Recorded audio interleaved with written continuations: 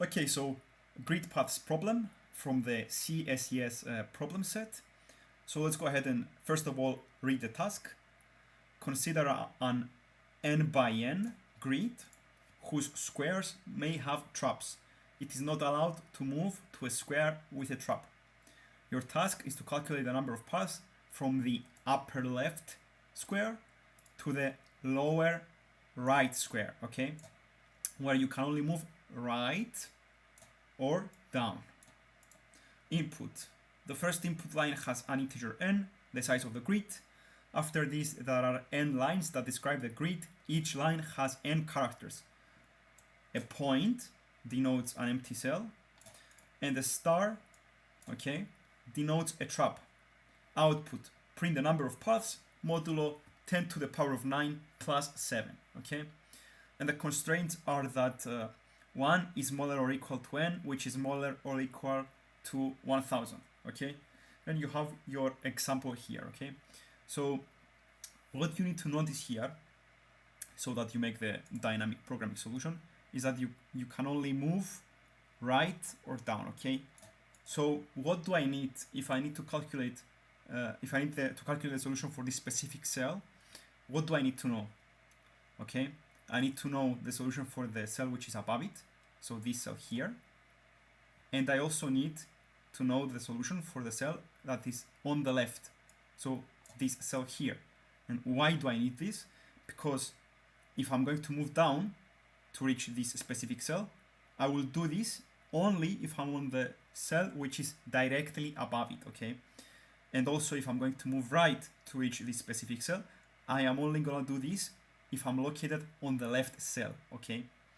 So let's go ahead and see how the solution works, okay? So first of all, I define my modulo here, my mod value here. I define my DP array, which is going to be a 2D array with one based indexing. So I use 1001 for each dimension, since the limit for n is 1000, okay? And afterwards, what I do is this. I read n, okay, so the dimension, the size of the matrix anyways, and I begin to process row by row, so from row 1 until row n, and then for each row I process from the first column, so j equals to 1, to the last column, j smaller or equal to n, okay? And for each cell I do this. So let me show you how the processing will work. So if we start from this cell, so this is the index for the rows, and this is the index for the columns, okay? So if I start from this cell here, I make this green, okay? If I start from this cell, I'm going to move afterwards to this cell here, okay? Afterwards, I'm going to go here, okay? And then here. And after I have finished with the first row, I'm going to the next row, okay? So this is how the processing will move, okay? So let's go back. And for each cell, I do this. I read the character that this cell has. And if it is an empty cell, so if the character equals to a point, what I do is this. The DP solution for this current cell equals to the DP solution for the cell which is directly above it, which I have already calculated, since if you see the way that I'm moving with my processing is this, okay? So there is no chance I'm going to be to this specific cell, for example, and do not have calculated the cell which is directly above you, okay? So let's make this blue for the above.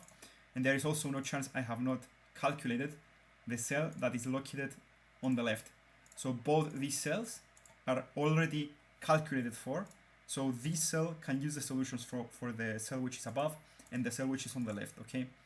So there is no chance I'm gonna reach some cell and not have calculated the needed cells to give me the answer for that specific cell, okay?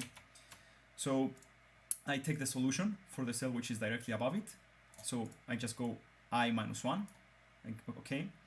And for the cell which is directly on the left, so I go j minus 1, okay? I add these two values, okay? Because I can come from both of them. And I modulo with mod, okay?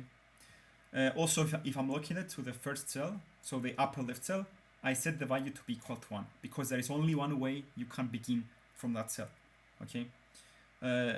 Otherwise, if I have a cell which has a star in it, so it is not a point, I set the DP for that cell to be equal to 0 because it has a trap and I cannot reach that specific cell. Okay, so that's pretty much the for loops, the 2 for loops that you will need. And after you are done, you just print the lower right cell, which is a DP for row n, column n. Okay, so that's the solution. This code will be, I will leave you the link in the description for this code. And let's go ahead and see the example that we are given from the problem task. Okay, so let's see how it runs. So this here is exactly what it gives you here. Okay, so let's begin the processing of cell by cell. Okay, so we begin from the first cell, so it's a point, so it's also the first cell. So we set the value for this cell to be equal to 1. Okay, we go to the next one, it's a point, so it's a free cell, so we take the upper solution and the left solution, so it becomes 1.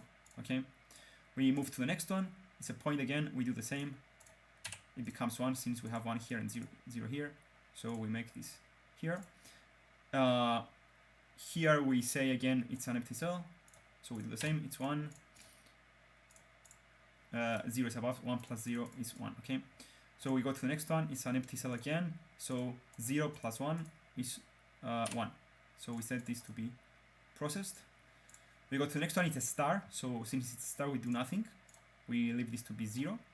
Okay, we go to the next one, it's a point, again it's a free cell, so 0 plus 1 is 1, so we make this to be processed.